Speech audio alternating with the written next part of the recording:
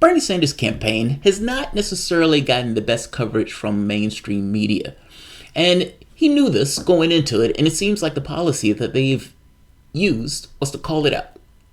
Media is being unfair to us, and we're going to go around media having our own website, having our own YouTube channel, because mainstream media is being unfair. Now, that doesn't stop Sanders from going on mainstream media, and I got to be honest, he's right. And any of his supporters, for the most part, looks at this and says he's right. Sometimes it's the framing, something like Medicare for all. Sometimes it's perspective and the biases that they have, that they don't even realize that they have towards cash and towards the rich. Other times it's the framing that they use for candidates. For example, Elizabeth Warren. MSNBC has been pushing Elizabeth Warren whole hog and calling her policy wrong. Listen to the fact that her policies are just aped from Sanders. Fayez Shakir, Sanders' campaign manager, is going on CNN, and he is going to get his grievances across, and it is absolutely awesome. Welcome to the Progressive Soapbox.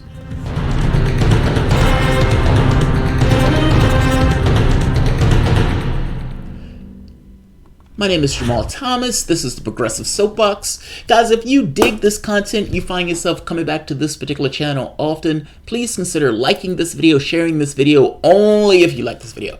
But also please consider supporting this content through PayPal or Patreon. They demonetize these videos all the time. YouTube has become a treacherous environment from which to work. And at this point, this show is brought to you by you. And I thank you for it. Bernie Sanders has a media problem. But Bernie Sanders knew he was going to have a media problem going into this race. MSNBC is essentially an appendage of the Democratic Party, ever so much as the Fox News is an appendage of the Republican Party. Ed Schultz had went so far as to say he thinks they fired him because of his support for Sanders, who, after all, is not a Democrat. In their eyes, anyway.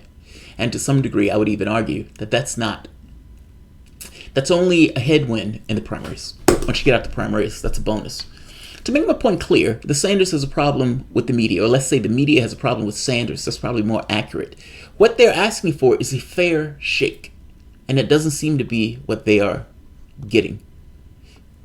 Winkle, came out with this, and it's awesome. Can I bring up the donkey in the room? Bernie? No. Bernie Sanders makes my skin crawl. Sanders fading is a bigger story than people. Let's stop right there for the moment. A woman gets on MSNBC and says one of the candidates makes her skin crawl. That candidate being Bernie Sanders. And that clip gets worse. Because immediately after saying he makes her skin crawl, she can't articulate why. And she just moves on. I think he's anti-woman. And it's like, but what are you using for that? They don't have anything to use for it. They just wanted her to say that she makes his skin crawl and that he's anti-woman, and then they can move on. And they can just leave that into the public consciousness that took place. I find that to be astonishing. Like, we literally could stop it right there. Because that's in some respects, at least some of the more egregious end of kind of our argument, and the point that we make in the sense of saying media is not treating him fairly. Media is not treating him fairly. Let's keep going. There's more. Give me the credit for it. And by the way, some of this goes even into polls. Like the way CNN did their polls. Sanders gets more support from the younger generation, and yet the polling had a more trend towards the older generation. When MSNBC presents their findings, oftentimes they're out of order. And you have Sanders in the number 2 spot, but they don't want to show Sanders in the number 2 spot. So they just leave it out of order. There've been a lot of weird stuff. Some, like, in one case, bending over backwards to not say his name. So Politico would write an article and it would like Biden in first place, Kamala Harris and Warren in second, third, and fourth. Why are you telling me about fourth place? And doing your best not to mention the guy who's in second has been there the entire election and hasn't gone anywhere. Bernie Sanders. Missing the point that even the entire conversation of this particular election is whether or not you agree with Sanders. You know, my biggest fear with Warren is that Warren would win the primary and then lose to Trump. And then all of the Clintonites will come up and say, we told you You went too far to the left. You went too far to the left. And that would be used for another reason and essentially keep the left for the next decade again. I don't think Warren could beat Trump. Not to mention, I have no idea what Warren is outside of her hating bankers. Let's keep going. The previous set of numbers about Kamala Harris seems to suggest that Bernie bros are actually a real thing. He's just waving his arms around talking about rebel. Again, I hate to keep interjecting here because some of this stuff is so off base. Do you realize 50% of Sanders supporters are women? Literally. 50%. Half of his support is women. But they say he's anti-woman. Some of the stuff that they say is extraordinary. They was, oh, Sanders is fading. What do you mean, fading to the number 2 spot? Joe Biden has been losing ground from the day he got into the election. But Sanders is when it's fading. Like, this stuff gets extraordinary. In one video they did the other day, the guy says, yeah, Sanders should drop out and so his support can go to Warren. But why should Sanders drop out? Sanders is in the number 2 spot. You guys are propping Warren up. Like it's one thing after the next. In one case, she asks him, hey, tell us something nice about Elizabeth Warren. Why? Are you asking this of the other candidates? No, they're not. Like, it's an unfair lens to which they view him and they frame him.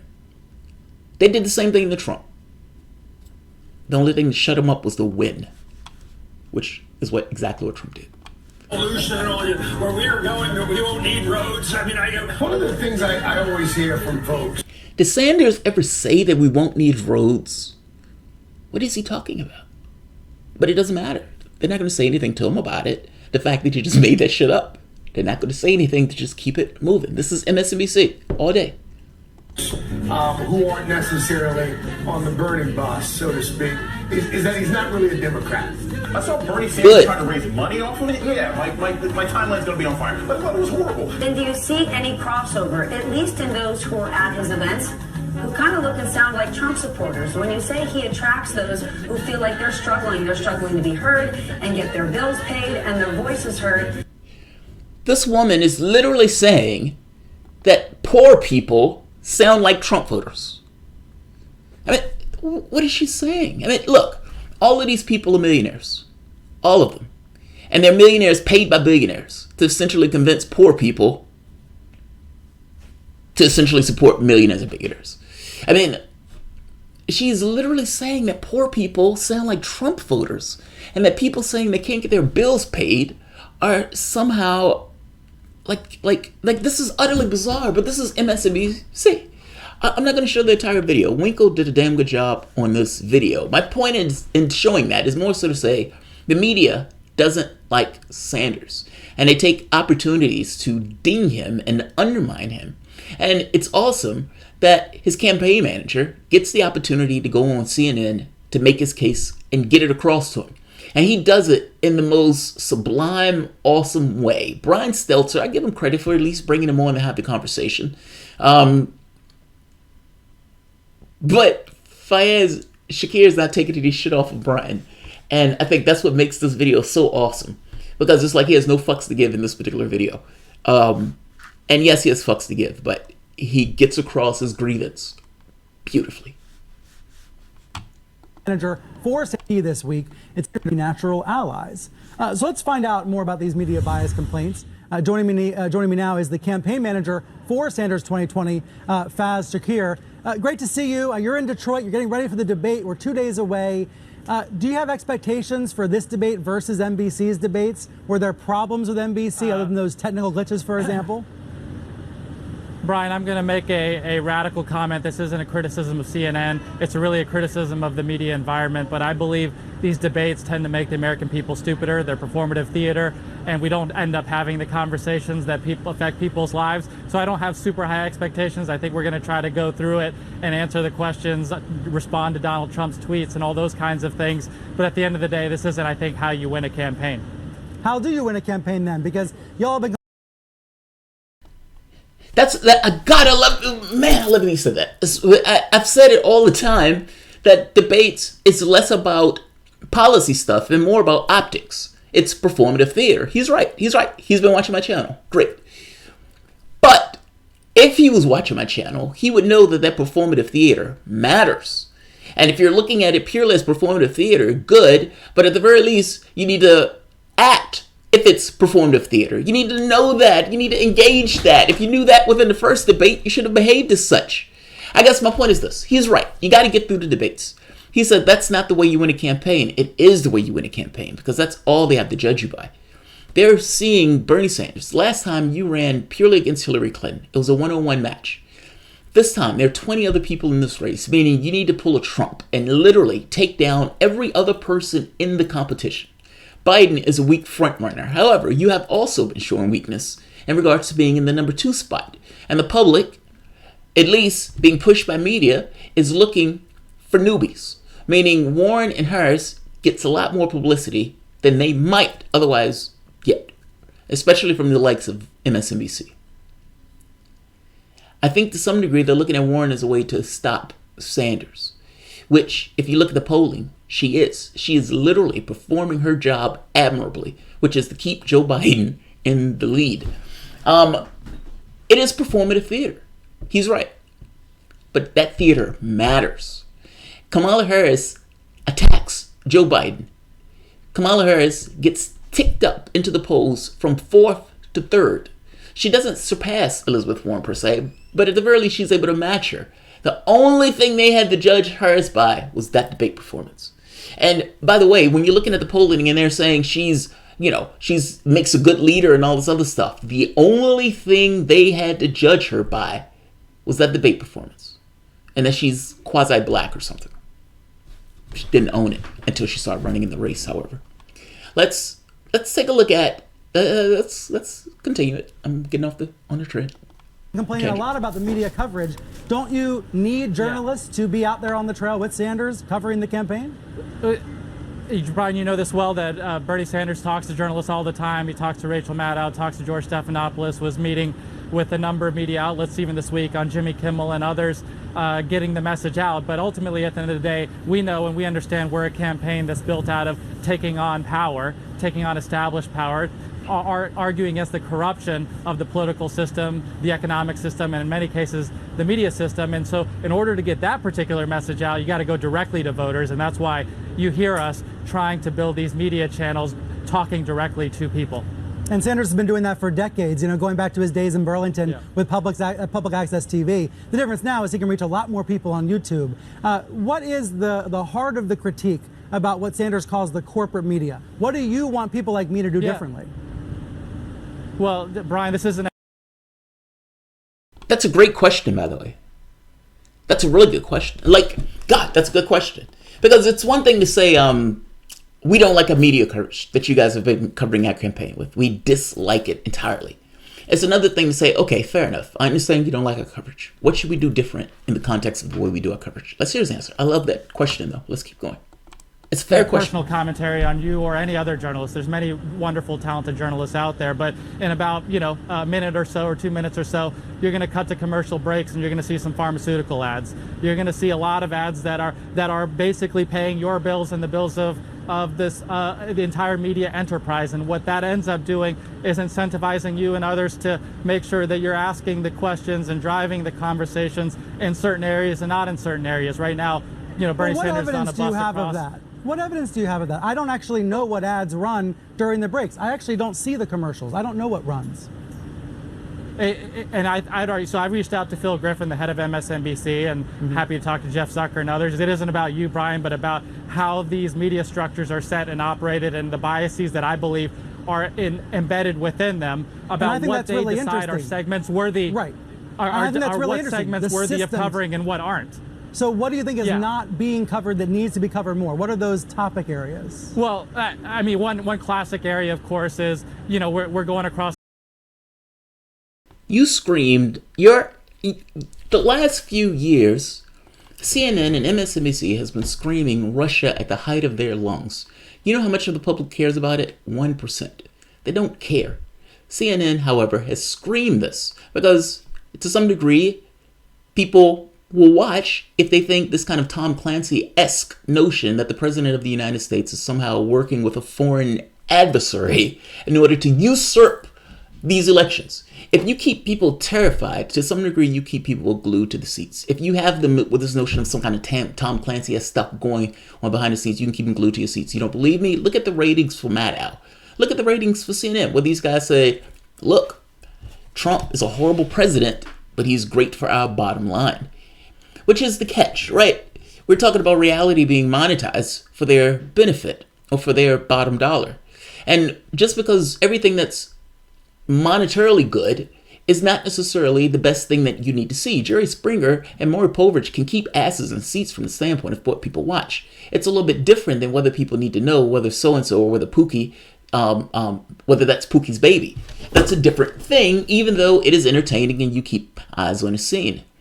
It's different to say what matters to people, what affects people, what affects their bottom dollar. When you get into this notion of healthcare, they didn't start talking about Medicare for all until the campaign and stuff started. And even when they framed the notion of Medicare for all, it's framed as if, oh wow, this is such a radical idea, as opposed to what are the benefits of it? Like, it's framing. That part of it is how they talk about issues that creates, to some degree, some of the problem. And yeah, there's an incentive to monetize stories. And I'm saying this from somebody who's in media, even in independent media. When you're trying to get views, people have a tendency to say, okay, what do the audience want to see? And you always have to balance that with what you want to talk about.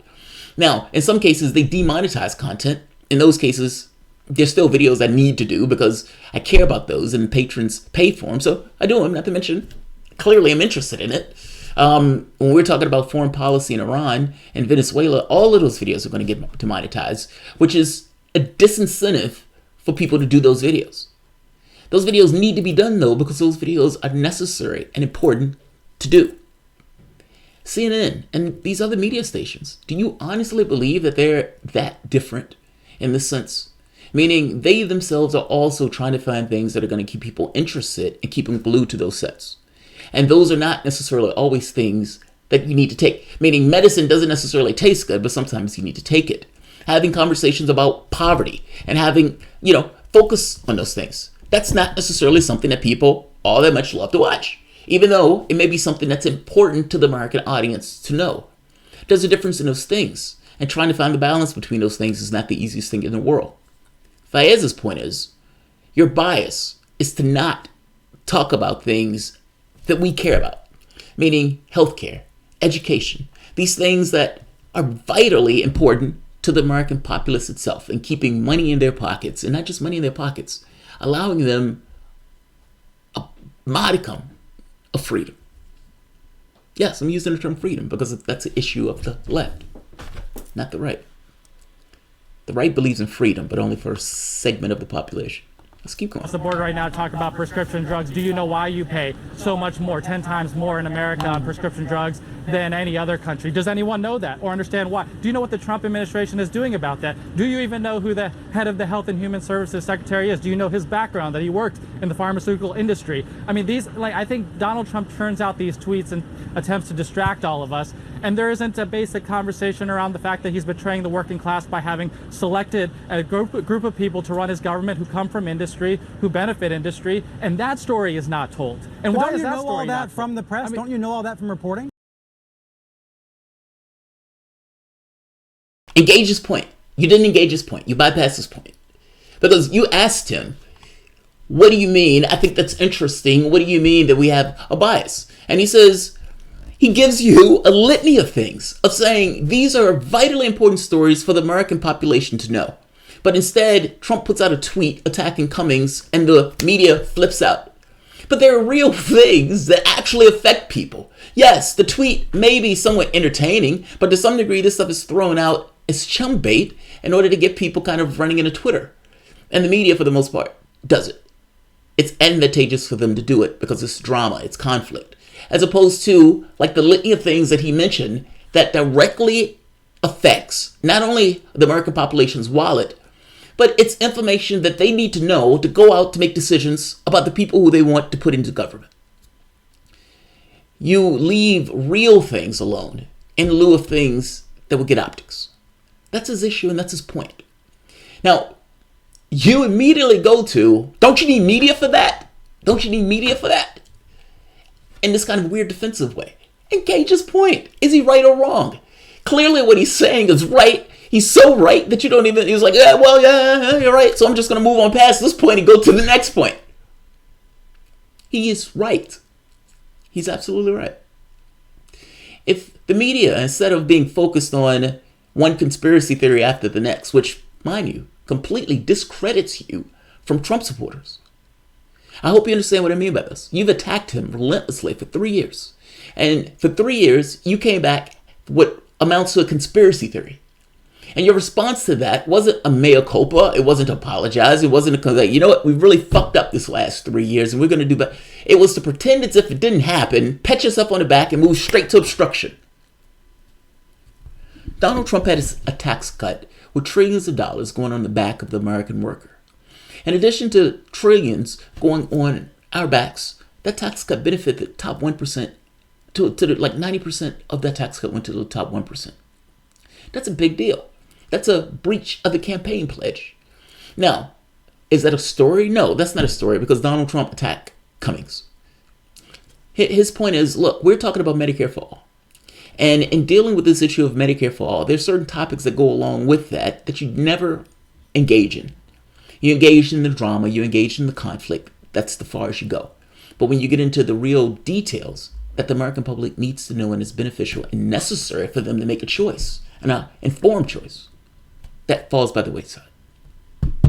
Good point. God, that's a good point. Let's let him keep going. No, that's not how I know it. I've done my own research. We've done our own research to know by it. Reading stories, by reading news stories about it. Yeah, and I would argue too, and you know this well, Brian, that TV is a certain medium that has an influential power, and I'm making more of a critique here of what TV media decides to cover, and it tends to be a game. It tends to be a gotcha. I appreciate that Donald Trump's tweets are important, and like just now, that was a gotcha. That's literally what took place. It is, it's funny. It's like in real time.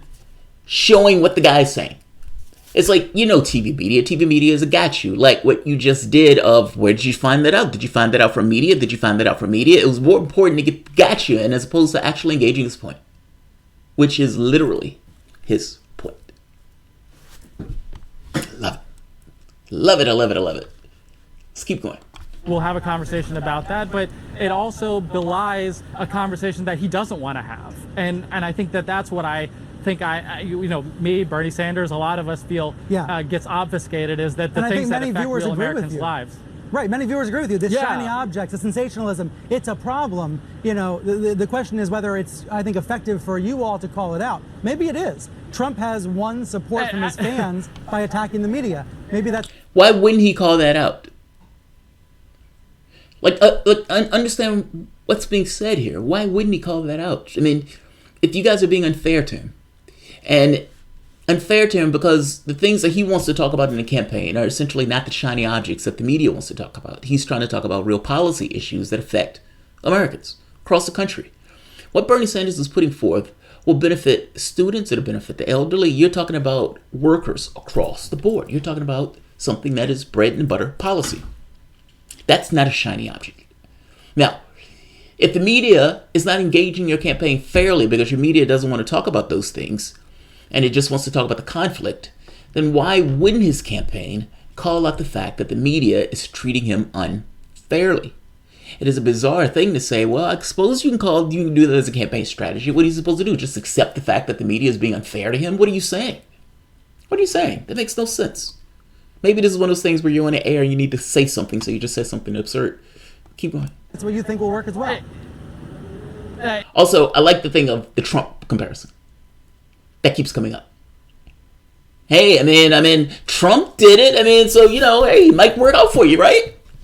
Is that a question? Is that a question? Is that a question? Is that a question or a comment? Which one is this, Stelzer?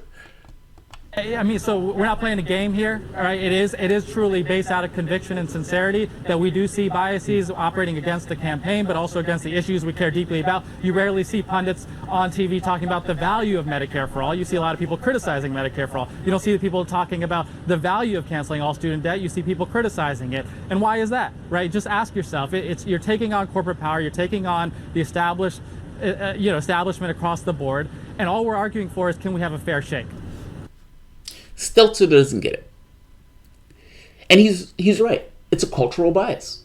If you were living back during New Deal time, you would have somebody like Eisenhower come on and say, look, the New Deal politics is just politics. If you don't like them, get the fuck out of the country. He didn't say it exactly that way, but for all intents and purposes, I'm paraphrasing. It's a different time.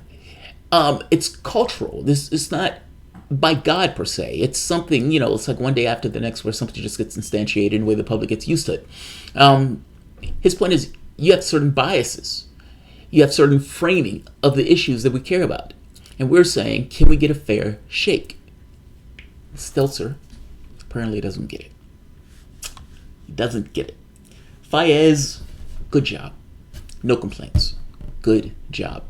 I mean, for the most part, Stelter seemed like he was being defensive on this. It was like, where did you get that from? Where did you get that from? Where did you get that from? His point being, didn't you get that from the media? And it's like, but this is kind of my point, Stelter. I mean, this is a got you as opposed to engaging what I'm saying. What I'm saying is absolutely right. I mean, because if you remember, Stelter immediately after that says, yeah, a lot of people will consider that and fair enough, et cetera, et cetera. And then he goes to his very next point of Trump did that. Trump did that. Trump did that. Yes, I get Trump did that. And to be fair, they were being, in some part, unfair to Trump. But fair, Trump was just so gross. I mean, like, if you're attacking all of these groups and so forth, and then he's attacking the media, he's attacking the groups, he's attacking everybody. And the media has, up to this point, discredited itself so much that people like him hitting the media, if that makes sense. Especially right-wingers more so than anything else. But progressives and lefties also get a little bit of a, yeah, they've earned that. They've earned that. Fayez tries to explain to Stelter, these are our grievances. And to be fair to Stelter, he says, look, what can we do differently? Even though I don't think Stelter all that much cared about the answer. So, I'll end this here. Don't want to keep this one that much long. Gardner, he doesn't believe some of the things he's saying. I honestly, sincerely believe. What are you talking about, Stelter? I honestly, sincerely believe. That's funny. The Order of Chaos. If the DNC really wants anyone but Trump, then they need to put Bernie, because I am not alone. The DNC doesn't want anyone but Trump. They want anyone but Bernie. That's what I think. They want anybody but Sanders. I mean, look, if Biden gets the nomination, Biden loses, then look, all notion of Clinton lost because of the Russians goes out the fucking window. I mean, it's out the window already. But they've been living on this tiny belief of unreality that Clinton lost because of the Russians. That she didn't lose because she failed as a candidate, but because of the Russians. If Warren, I've told you my fear with Warren. Warren gets it, Warren loses, and then they say it's because she was too far to the left. Look, I want Sanders. Because whether win or lose, I'd rather win or lose with the real thing, if that makes sense. Like if you go after me for something I believe in, not for some shit that's comes up. So we'll see. But Fayez Shakir, great job holding your own on CNN. Great job. I leave it here. Like, share, subscribe.